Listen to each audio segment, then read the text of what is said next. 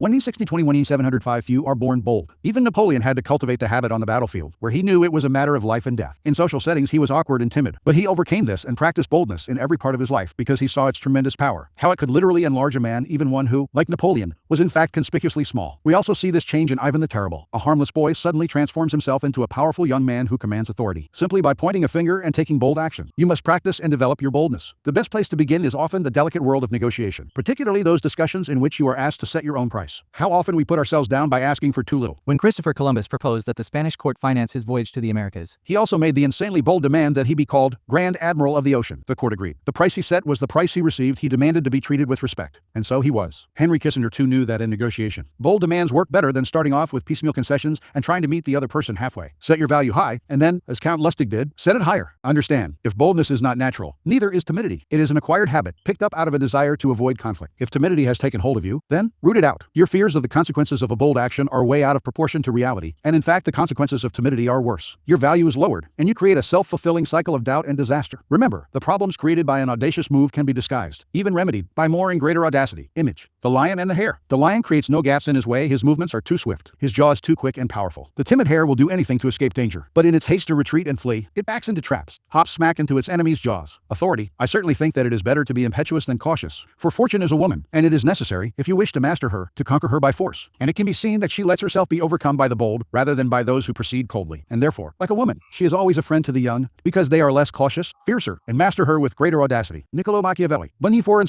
1:5-27. Reversal boldness should never be the strategy behind all of your actions. It is a tactical instrument to be used at the right moment. Plan and think ahead, and make the final element the bold move that will bring you success. In other words, since boldness is a learned response, it is also one that you learn to control and utilize at will. To go through life armed only with audacity would be tiring and also fatal. You would offend too many people, as is proven by those who cannot control their boldness. One such person was Lola Montez. Her audacity brought her triumphs and led to her seduction of the King of Bavaria. Bavaria. But since she could never reign in her boldness, it also led to her downfall in Bavaria, in England, wherever she turned. It crossed the border between boldness and the appearance of cruelty, even insanity. Ivan the Terrible suffered the same fate. When the power of boldness brought him success, he stuck to it, to the point where it became a lifelong pattern of violence and sadism. He lost the ability to tell when boldness was appropriate and when it was not. Timidity has no place in the realm of power. You will often benefit, however, by being able to feign it. At that point, of course, it is no longer timidity, but an offensive weapon. You are luring people in with your show of shyness. All the better to pounce on them boldly later. Law 29. Plan all the way to the end. Judgment. The ending is everything. Plan all the way to it, taking into account all the possible consequences, obstacles, and twists of fortune that might reverse your hard work and give the glory to others. By planning to the end, you will not be overwhelmed by circumstances, and you will know when to stop. Gently guide fortune and help determine the future by thinking far ahead. Transgression of the law. In 2510, a ship set out from the island of Hispaniola, now Haiti, and the Dominican Republic for Venezuela, where it was to rescue a besieged Spanish colony. Several miles out of port, a stowaway climbed out of a provision chest. Vasco Núñez de Balboa, a noble Spaniard who had come to the New World in search of gold, but had fallen into debt and had escaped his creditors by hiding in the chest. There are very few men, and they are the exceptions, who are able to think and feel beyond the present moment. Karl von Clausewitz, 1781-1831. Balboa had been obsessed with gold ever since Columbus had returned to Spain from his voyages with tales of a fabulous, but as yet undiscovered kingdom called El Dorado. Balboa was one of the first adventurers to come in search of Columbus's land of gold, and he had decided from the beginning that he would be the one to find it, through sheer audacity and single-mindedness. Now that he was free of his creditors, nothing would stop him. Unfortunately, the ship's owner, a wealthy jurist named Francisco Fernandez de Enciso, was furious when told of the stowaway, and he ordered that Balboa be left on the first island they came across, before they found any island. However, Enciso received news that the colony he was to rescue had been abandoned. This was Balboa's chance. He told the sailors of his previous voyages to Panama, and of the rumors he had heard of gold in the area. The excited sailors convinced Enciso to spare Balboa's life, and to establish a colony in Panama. Weeks later, they named their new settlement Darien. Darien's first governor was Enciso, but Balboa was not a man to let others steal the initiative. He campaigned against Enciso among the sailors, who eventually made it clear that they preferred him as governor. Enciso fled to Spain, fearing for his life. Months later, when a representative of the Spanish crown arrived to establish himself as the new official governor of Darien, he was turned away. On his return voyage to Spain, this man drowned. The drowning was accidental, but under Spanish law, Balboa had murdered the governor and usurped his position. Balboa's bravado had got him out of scrapes before, but now his hopes of wealth and glory seemed doomed. To lay claim to El Dorado, should he discover it, he would need the approval of the Spanish king, which, as an outlaw, he would never receive.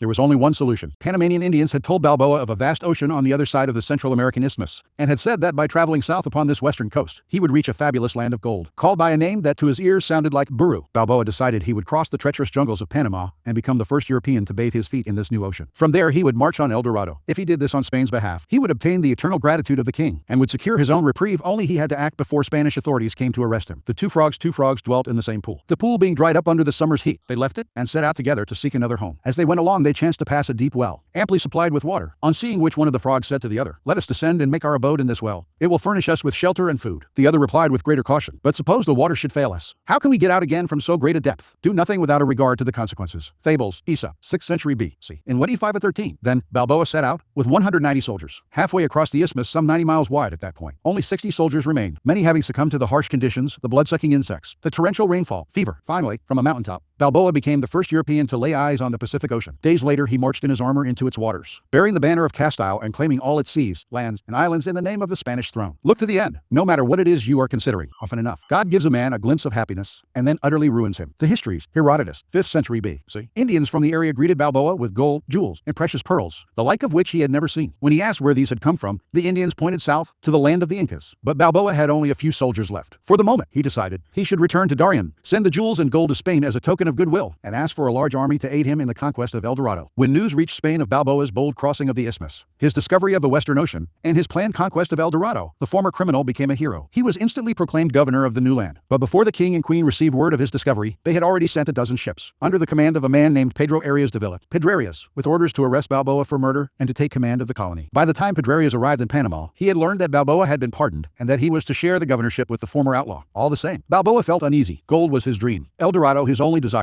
In pursuit of this goal, he had nearly died many times over, and to share the wealth and glory with a newcomer would be intolerable. He also soon discovered that Pedrarias was a jealous, bitter man, and equally unhappy with the situation. Once again, the only solution for Balboa was to seize the initiative by proposing to cross the jungle with a larger army, carrying shipbuilding materials and tools. Once on the Pacific coast, he would create an armada with which to conquer the Incas. Surprisingly enough, Pedrarias agreed to the plan, perhaps sensing it would never work. Hundreds died in this second march through the jungle, and the timber they carried rotted in the torrential rains. Balboa, as usual, was undaunted. No power in the world could thwart his plan, and on On arriving at the Pacific, he began to cut down trees for new lumber. But the men remaining to him were too few and too weak to mount an invasion, and once again Balboa had to return to Darien. Pedrarius had in any case invited Balboa back to discuss a new plan, and on the outskirts of the settlement, the explorer was met by Francisco Pizarro, an old friend who had accompanied him on his first crossing of the isthmus. But this was a trap, leading 100 soldiers. Pizarro surrounded his former friend, arrested him, and returned him to Pedrarius, who tried him on charges of rebellion. A few days later, Balboa's head fell into a basket, along with those of his most trusted followers. Years later, Pizarro himself reached Peru, and Balboa's deeds were forgotten. The king, the Sufi, and the surgeon in ancient times, a king of Tartary, was out walking with some of his noblemen. At the roadside was an Abdul, a wandering Sufi, who cried out, "Whoever will give me 100 dinars, I will give him some good advice." The king stopped and said, "Abdul, what is this good advice for 100 dinars?" "Sir," answered the Abdul, "order the sum to be given to me, and I will tell it you immediately." The king did so, expecting to hear something extraordinary. The dervish said to him, "My advice is this. Never begin anything until you have reflected what will be the end of it." At this, the nobles and everyone else present laughed, saying that the Abdul had been wise to ask for his money in advance. But the king said, "You have no reason to laugh at the good advice this Abdul has given me. No one is unaware of the fact that we should think well before doing anything. But we are daily guilty of not remembering, and the consequences are evil. I very much value this dervish's advice." The king decided to bear the advice always in his mind, and commanded it to be written in gold on the walls, and even engraved on his silver plate. Not long afterward, a plotter desired to kill the king. He bribed the royal surgeon with a promise of the prime ministership if he thrust a poison lancet into the king's arm. When the time came to let some of the king's blood, a silver basin was placed to catch the blood. Suddenly, the surgeon became aware of the words engraved upon it. "Never begin anything until you have reflected what will be the end of it." It was only then that he realized that if the plotter became king, he could have the surgeon killed instantly and would not need to fulfill his bargain. The king, seeing that the surgeon was now trembling, asked him what was wrong with Hun, and so he confessed the truth. At that very moment, the plotter was seized, and the king sent for all the people who had been present when the Abdul gave his advice, and said to them, "Do you still laugh at the dervish? Caravan of Dreams?" Idris Shah, 1968 interpretation. Most men are ruled by the heart, not the head. Their plans are vague, and when they meet obstacles, they improvise.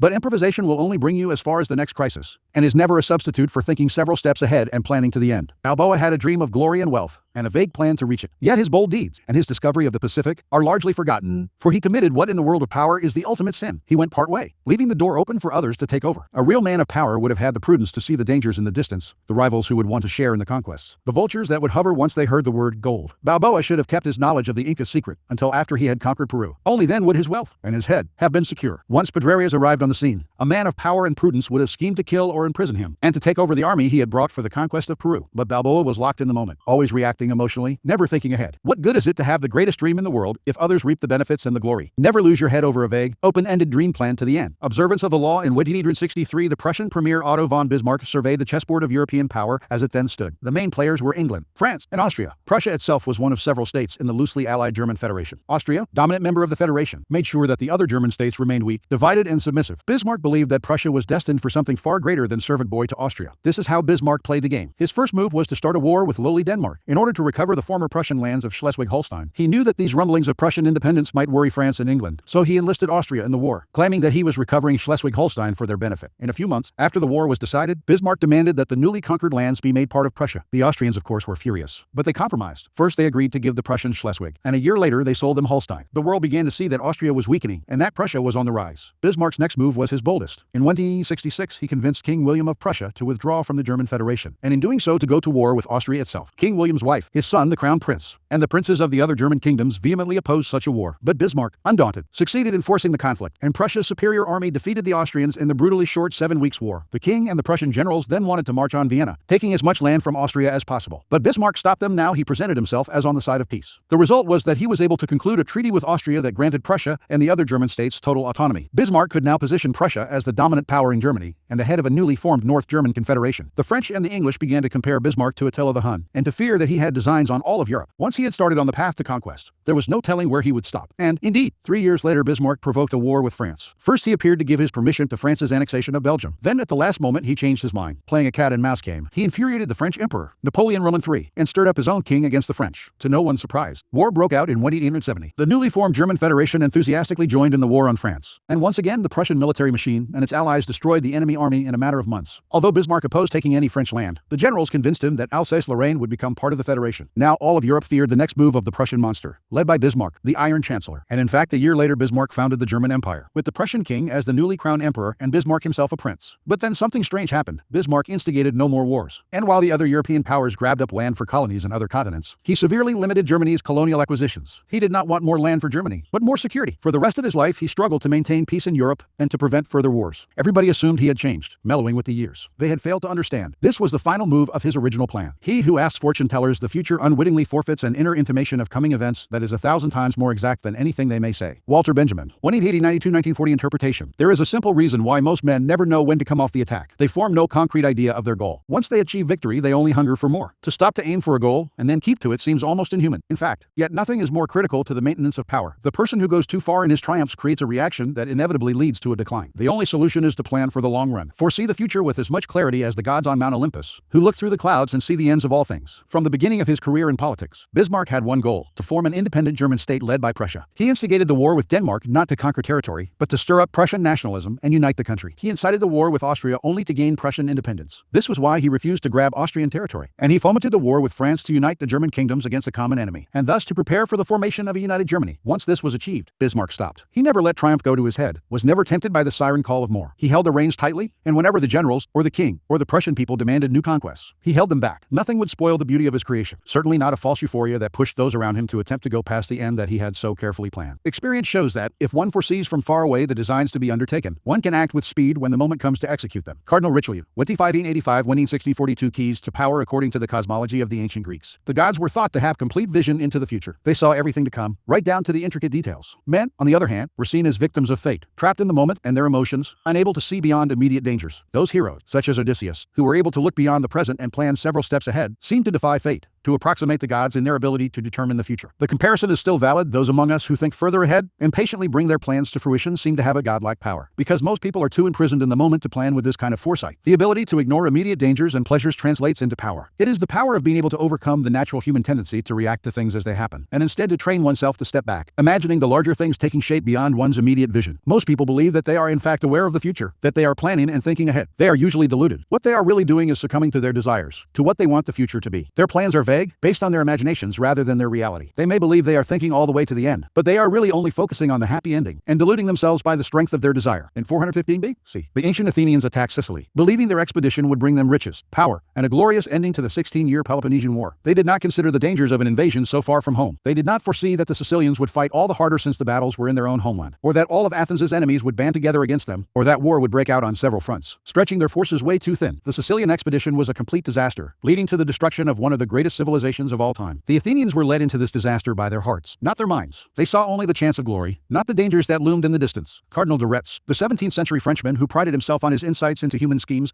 and why they mostly fail, analyzed this phenomenon. In the course of a rebellion he spearheaded against the French monarchy in 1651. The young king, Louis XIV, and his court had suddenly left Paris and established themselves in a palace outside the capital. The presence of the king so close to the heart of the revolution had been a tremendous burden on the revolutionaries, and they breathed a sigh of relief. This later proved their downfall, however, since the court's absence from Paris gave it much more room to maneuver. The most ordinary cause of people's mistakes, Cardinal de Retz later wrote, is their being too much frightened at the present danger, and not enough so at that which is remote. The dangers that are remote, that loom in the distance if we can see them as they take shape. How many mistakes we avoid. How many plans we would instantly abort if we realized we were avoiding a small danger only to step into a larger one. So much of power is not what you do, but what you do not do, the rash and foolish actions that you refrain from before they get you into trouble. Plan in detail before you act. Do not let vague plans lead you into trouble. Will this have unintended consequences? Will I stir up new enemies? Will someone else take advantage of my labors? Unhappy endings are much more common than happy ones. Do not be swayed by the happy ending in your mind. The French elections of 1848 came down to a struggle between Louis Adolphe Thiers, the man of order, and General Louis Eugene Cavaignac, the rabble-rouser of the right. When Thiers realized he was hopelessly behind in this high-stakes race, he searched desperately for a solution. His eye fell on Louis Bonaparte, grandnephew of the great General Napoleon and a lowly deputy in the parliament. This Bonaparte seemed a bit of an imbecile, but his name alone could get him elected in a country yearning for a strong ruler. He would be Thiers' puppet and eventually would be pushed off stage. The first part of the plan worked to perfection, and Napoleon was elected by a large margin. The problem was that Thiers had not foreseen one simple fact. This imbecile was in fact a man of enormous ambition. 3 years later he dissolved parliament, declared himself emperor, and ruled France for another 18 years, much to the horror of Thiers and his party. The ending is everything. It is the end of the action that determines who gets the glory, the money, the prize. Your conclusion must be crystal clear, and you must keep it constantly in mind. You must also figure out how to ward off the vultures circling overhead, trying to live off the carcass of your creation, and you must anticipate the many possible crises that will tempt you to improvise. Bismarck overcame these dangers because he planned to the end, kept on course through every crisis, and never let others steal the glory. Once he had reached his stated goal, he withdrew into his shell like a turtle. This kind of self-control is godlike. When you see several steps ahead and plan your moves all the way to the end, you will no longer be tempted by emotion or by the desire to improvise. Your clarity will rid you of the anxiety and vagueness that are the primary reasons why so many fail to conclude their actions successfully. You see the ending and you tolerate no deviation. Image: the gods on Mount Olympus, looking down on human actions from the clouds. They see in advance the endings of all the great dreams that lead to disaster and tragedy, and they laugh at our inability to see beyond the moment and at how we delude ourselves. Authority: how much easier it is never to get in than to get yourself out. We should act contrary to the reed which, when it first appears, throws up a long straight stem, but afterwards, as though it were exhausted, makes several dense knots, indicating that it no longer has its original vigor and drive. We must rather begin gently and coolly, saving our breath for the encounter and our vigorous thrusts for finishing off the job. In their beginnings, it is we who guide affairs and hold them in our power, but so often once they are set in motion, it is they which guide us and sweep us along. Montaigne. 25 and 33, 25 and 92 reversal. It is a cliché among strategists that your plan must include alternatives and have a degree of flexibility. That is certainly true. If you are locked into a plan too rigidly, you will be unable to deal with sudden shifts of fortune. Once you have examined the future possibilities and decided on your target, you must build in alternatives and be open to new routes toward your goal. Most people, however, lose less from overplanning and rigidity than from vagueness and a tendency to improvise constantly in the face of circumstance. There is no real purpose in contemplating a reversal to this law, then, for no good can come from refusing to think far into the future and planning to the end. If you are clear and far-thinking enough, you will understand that the future is uncertain, and that you must be open to adaptation. Only having a clear objective and a far-reaching plan allows you that freedom. Law 30. Make your accomplishments seem effortless. Judgment. Your actions must seem natural and executed with ease. All the toil and practice that go into them, and also all the clever tricks, must be concealed. When you act effortlessly, as if you could do much more. Avoid the temptation of revealing how hard you work. It only raises questions. Teach no one your tricks, or they will be used against you. Kano Tanyu. Master artist Date Masamune once sent for Tanyu to decorate a pair of gold screens 7 feet high. The artist said he thought black and white sketches would suit them, and went home again after considering them carefully. The next morning he came early and made a large quantity of ink into which he dipped a horseshoe he had brought with him, and then proceeded to make impressions of this all over one of the screens. Then, with a large brush, he drew a number of lines across them. Meanwhile, Masamune had come in to watch his work, and at this he could contain his irritation no longer, and muttering, "What a beastly mess!" he strode away to his own apartments. The retainers told Tanyu he was in a very bad temper indeed. "He shouldn't look on while I am at work." "Then," replied the painter, "he should wait till it is finished." Then he took up a smaller brush and dashed in touches here and there, and as he did so the prints of the horseshoe turned into crabs, while the big broad strokes became rushes. He then turned to the other screen and splashed drops of ink all over it, and when he had added a few brush strokes here and there, they became a flight of swallows over willow trees. When Masamune saw the finished work, he was as overjoyed at the artist's skill as he had previously been annoyed at the apparent mess he was making of the screens. Cha no Yu. The Japanese tea ceremony. A.L. Sadler. 1962. Observance of the law. The Japanese tea ceremony called Cha no Yu, hot water for tea, has origins in ancient times, but it reached its peak of refinement in the 16th century under its most renowned practitioner, Sen no Rikyu. Although not from a noble family, Rikyu rose to great power, becoming the preferred tea master of the Emperor Hideyoshi and an important advisor on aesthetic and even political matters. For Rikyu, the secret of success consisted in appearing natural, concealing the effort behind one's work. One day Rikyu and his son went to an acquaintance's house for a tea ceremony. On the way in, the son remarked that the lovely antique-looking gate at their host house gave it an evocatively lonely appearance. "I don't think so," replied his father. "It looks as though it had been brought from some mountain temple a long way off, and as if the labor required to import it must have cost a lot of money. If the owner of the house had put this much effort into one gate, it would show in his tea ceremony," and indeed Sen no Rikyu had to leave the ceremony early, unable to endure the affectation and effort it inadvertently revealed. On another evening, while having tea at a friend's house, Rikyu saw his host go outside, hold up a lantern in the darkness, cut a lemon off a tree, and bring it in. This charmed Rikyu. The host needed a relish for the dish he was serving, and had spontaneously gone outside to get one. But when the man offered the lemon with some Osaka rice cake, Rikyu realized that he had planned the cutting of the lemon all along, to go with this expensive delicacy. The gesture no longer seemed spontaneous, it was a way for the host to prove his cleverness. He had accidentally revealed how hard he was trying. Having seen enough, Rikyu politely declined the cake, excused himself, and left. Emperor Hideyoshi once planned to visit Rikyu for a tea ceremony. On the night before he was to come, snow began to fall. Thinking quickly, Rikyu laid round cushions that fit exactly on each of the stepping stones that led through the garden to his house. Just before dawn, he rose, saw that it had stopped snowing, and carefully removed the cushions. When Hideyoshi arrived, he marveled at the simple beauty of the sight, the perfectly round stepping stones, unencumbered by snow, and noticed how it called no attention to the manner in which Rikyu had accomplished it, but only to the polite gesture itself. After Sen no Rikyu died, his ideas had a profound influence on the practice of the tea ceremony. The Tokugawa shogun Yorinobu, son of the great Emperor Ieyasu, was a student of Rikyu's teachings. In his garden he had a stone lantern made by a famous master, and Lord Sakai Tadakatsu asked if he could come by one day to see it. Yorinobu replied that he would be honored, and commanded his gardeners to put everything in order for the visit. These gardeners, unfamiliar with the precepts of Cha no Yu, thought the stone lantern misshapen, its windows being too small for the present taste. They had a local workman enlarge the windows. A few days before Lord Sakai's visit, Yorinobu toured the garden. When he saw the altered windows he exploded with rage, ready to impale on his sword the fool who had ruined the lantern, upsetting its natural grace and destroying the whole purpose of Lord Sakai's visit. When Yorinobu calmed down, however, he remembered that he had originally bought 2 of the lanterns, and that the second was in his garden on the island of Kishu. At great expense, he hired a whaleboat and the finest rowers he could find, ordering them to bring the lantern to him within 2 days, a difficult feat at best. But the sailors rowed day and night, and with the luck of a good wind they arrived just in time. To Yorinobu's delight, this stone lantern was more magnificent than the first, for it had stood untouched for 20 years in a bamboo thicket, acquiring a brilliant antique appearance and a delicate covering of moss. When Lord Sakai arrived, later that same day, he was awed by the lantern, which was more magnificent than he had imagined. So great graceful and at one with the elements. Fortunately, he had no idea what time and effort it had cost Yorinobu to create this sublime effect. The wrestling master. There was once a wrestling master who was versed in 360 feints and holds. He took a special liking to one of his pupils, to whom he taught 359 of them over a period of time. Somehow he never got around to the last trick. As months went by, the young man became so proficient in the art that he bested everyone who dared to face him in the ring. He was so proud of his prowess that one day he boasted before the Sultan that he could readily whip his master, were it not out of respect for his age and gratitude for his tutelage. The Sultan became incensed at this irreverence and ordered an immediate match with the royal court in attendance. At the gong, the youth barged forward with a lusty yell, only to be confronted with the unfamiliar 360th feint. The master seized his former pupil, lifted him high above his head, and flung him crashing to the ground. The Sultan and the assembly let out a loud cheer. When the Sultan asked the master how he was able to overcome such a strong opponent, the master confessed that he had reserved a secret technique for himself for just such a contingency. Then he related the lamentation of a master of archery, who taught everything he knew. "No one has learned archery from me," the poor fellow complained, "who has not tried to use me as a butt in the end." A story of Sadi, as told in The Craft of Power, R.G.H. Su, 1979 interpretation to Sen no Rikyu. The sudden appearance of something naturally, almost accidentally graceful was the height of beauty. This beauty came without warning and seemed effortless. Nature created such things by its own laws and processes, but men had to create their effects through labor and contrivance. And when they showed the effort of producing the effect